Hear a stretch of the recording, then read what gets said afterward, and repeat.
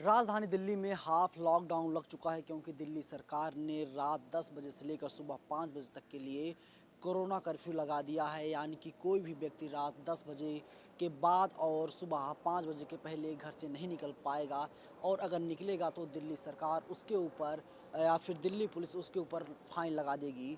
और अगर कोई ज़रूरी काम है तभी कोई भी व्यक्ति घर से बाहर निकल पाएगा। दिल्ली सरकार के इस हाफ लॉकडाउन के बाद जो मज़दूर हैं, जो यूपी बिहार अलग अलग राज्यों से दिल्ली में मजदूरी करने के लिए आए थे, वे लोग परेशान हैं और अब वे लोग दोबारा पलायन करने को मजबूर हैं। क्योंकि दिल्ली सरकार का जो ये फैसला है, क्योंकि दिल्ली सरकार ने साफ संकेत दे दिए हैं कि अगर इसी तरीके से राजधानी दिल्ली में कोरोना वायरस बढ़ता रहेगा तो उन्हें लॉकडाउन लगाना पड़ सकता है। साफ साफ जाहिर है कि दिल्ली सरकार ये चाहती है कि दिल्ली में लॉकडाउन लगाया जाए, तभी कोरोना वायरस पर लगाम लग पाएगी। साथ ही वहीं कुछ लोग ऐसे हैं जो लगातार भारत सरकार और दिल्ली सरकार से सवाल भी पूछने का काम कर रहे हैं। लोग अलग अलग माध्यमों से जो हमारी सरकारें हैं उनसे सवाल पूछ रहे हैं। एक फेसबुक यूज़र ने कुछ लिखा है, हम आपको ये पढ़कर सुनाते हैं। उनका कहना है कि इस देश की सरकार से कुछ सवाल।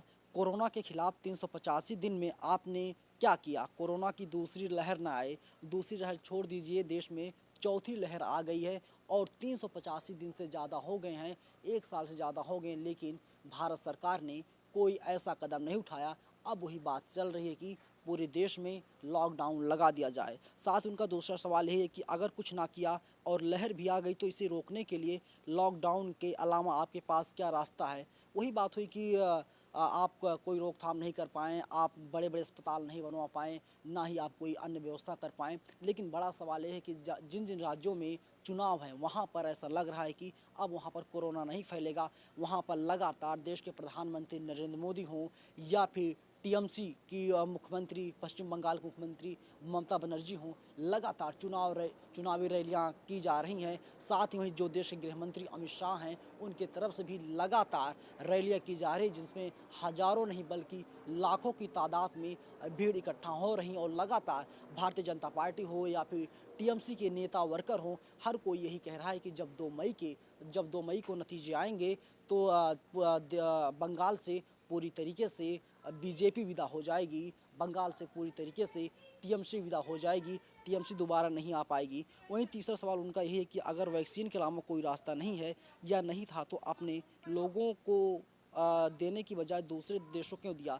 क्योंकि अभी कुछ दिन पहले खबर आई थी कि उत्तर प्रदेश में वो कोरोना वैक्सीन नहीं है। इसके साथ ही अलग-अलग राज्य हैं, चाहे मध्य प्रदेश हो, चाहे जहाँ हो, वहाँ पर भी कोरोना वैक्सीन की कमी देखी गई। तो लगातार हर कोई यही सवाल पूछ रहा है कि अगर अपने देश के पास जब कोरोना वैक्सीन है ही नहीं, तो हम दूसरों को क्यों दे रहे हैं? यानी कि अपने पास खाने के लिए दाना है नहीं और हम दूसरों को चले हैं खाना खिलाने के लिए, ये कैसे संभव हो पाएगा? वहीं उनका अगला सवाल ये है कि अमेरिका जैसे देश अपने नागरिकों को वैक्सीन देने के लिए इम्पोर्ट पर ध्यान दे रहे हैं। फिर आपको ऐसी क्या चुल्ल मची थी कि वैक्सीन मैत्री शो करने के लिए बेचैन हो गए? जब अमेरिका जैसा देश जो है कि दूसरे देशों को नहीं दे रहा है, तो फिर आप भारत एक कोई विकसित देश नहीं बल्कि विकासशील देश है। विकासशील देश के प्रधानमंत्री मोदी को क्यों आखिर ऐसी चुल्ल मच गई कि वे दूसरे देशों को वैक्सीन देने लगे? पाँचवा सवाल है, जिस नेहरू की लानत मलालत करते हैं उसी की तरह वैश्विक नेता बनने की कोशिश क्यों कर रहे हैं? उसने असफल गुटनिरपेक्ष आंदोलन चलाया, आप असफल वैक्सीन मैत्री चला रहे हैं, जबकि आपके लोगों की इसकी क्या ज़रूरत थी? उनका छठा सवाल यही है कि पिछले 1 साल से आप दावा कर रहे हैं कि हम वेंटिलेटर, पीपीई किट अस्पतालों के मामले में आत्मनिर्भर बन गए हैं, तो फिर इस बार कमी क्यों देखी जा रही है? ये सवाल बिल्कुल वाजिब है, क्योंकि लगातार देश के कोई भी राज्य हो, उत्तर प्रदेश हो, बिहार हो, मध्य प्रदेश हो या फिर राजधानी दिल्ली की बात करें तो यहाँ पर जो है कि अस्पतालों में बेड खाली नहीं है। अगर बेड खाली हैं तो 2-4% खाली हैं। राजधानी दिल्ली की बात करें तो यहाँ पर हर रोज़ इस वक्त 10,000 से ज़्यादा हर रोज़ कोरोना के मरीज़ आ रहे हैं। तो वहीं उनका सातवां सवाल है कि जब आप लोगों को ज्ञान देते हैं कि दवाई भी, कड़ाई भी, मास्क, सोशल डिस्टेंसिंग, ईटीसी, तो आप या आपके नेता बंगाल की रैली में इसका पालन क्यों नहीं कर रहे हैं या फिर पालन क्यों नहीं करवा रहे हैं?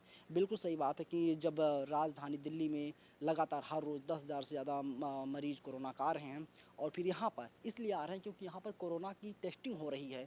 लगातार हर रोज़ दिल्ली सरकार लगभग 1 लाख से ज़्यादा लोगों की कोरोना टेस्ट करवा रही है, जिसमें से लगभग 10,000 12,000 लोग कोरोना पॉजिटिव आ रहे हैं। वहीं पश्चिम बंगाल की बात करें तो जहाँ पर चुनाव है वहाँ पर किसी की भी कोरोना टेस्टिंग नहीं हो रही है, जिसकी वजह से ये पता नहीं चल पा रहा है कि आखिर वहाँ पर कितने कोरोना के मरीज हैं। और कुछ लोगों का ये भी मानना है कि वहाँ के जो लोग हैं उनकी इम्यूनिटी सिस्टम बहुत मजबूत है, वहाँ के लोग बहुत अच्छा खाना खाते हैं, इसलिए वहाँ पर कोरोना अटैक नहीं कर पाएगा। तो कुछ लोगों का ये भी मानना है कि अगर वहाँ पर लोगों की जांच की जाती है तो कोरोना के मरीज जो हैं भारत में सबसे ज़्यादा वहाँ पर पाए जाएंगे।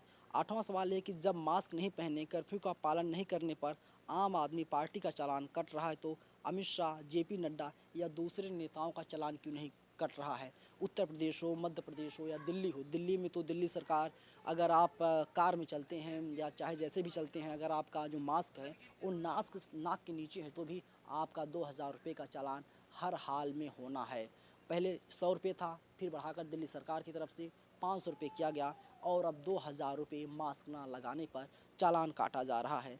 तो वहीं नौवां है कि पिछली बार जब लॉकडाउन के डर से मजदूर सड़कों पर उतर गए थे तो आपने बड़ी बड़ी बातें की, फिर इस बार वही स्थिति देखने लगी है। 1 साल में क्या कुछ आप नहीं बदल पाए, यानी कि आप कुछ भी नहीं बदल पाए, क्योंकि जब पिछली साल लॉकडाउन हुआ था, कोरोना कर्फ्यू लगाया गया था और जनता कर्फ्यू था, तो उस बार देखा गया कि जो महाराष्ट्र हो या फिर दिल्ली हो, जो मज़दूर आए थे पलायन करके दिल्ली में, दिल्ली चल रहे हैं, महाराष्ट्र चल रहे हैं या कोलकाता चल रहे हैं, वहाँ पर बेहतर ज़िंदगी जिएंगे, अच्छा खासा रुपया कमाएंगे, लेकिन वे मज़दूर अब अलग अलग राज्यों से अपने घर जाने को मजबूर हैं। मज़दूरों में यही डर है कि जब अगर वे लोग शहरों में फंस जाएंगे तो वे लोग भूखे मरेंगे, क्योंकि उनके यहाँ पर उनका कोई भी नहीं है। उनका जो घर परिवार है वो देश के अलग अलग राज्यों में, उत्तर प्रदेश हो, बिहार हो, मध्य प्रदेश हो, झारखंड हो, अलग अलग राज्यों में उनका परिवार है।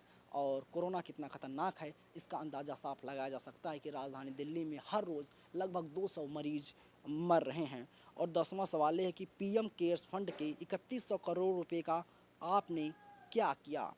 प्रधानमंत्री मोदी ने पिछली बार ये कहा था कि जब कोरोना आ रहा है तो अब सरकार के पास इतने रुपए नहीं हैं, तो आम लोगों को जिनके पास पैसे हैं, जो लोग सक्षम हैं, वो प्रधानमंत्री राहत कोष में पैसे दे सकते हैं और जो रुपये आएगा हम उससे आम जनता की सेवा करेंगे। लेकिन प्रधानमंत्री राहत कोष में अब तक 3,100 करोड़ रुपये आ चुका है। इसका जवाब देने के लिए ना तो प्रधानमंत्री खुद तैयार हैं, ना ही प्रधानमंत्री मोदी के कोई अधिकारी, कर्मचारी या चाहे गृह मंत्री अमित शाह की बात कर ले या जितने बीजेपी के सारे नेता हैं, कोई भी तैयार नहीं कि 3100 करोड़ रुपए का हिसाब दिया जाए।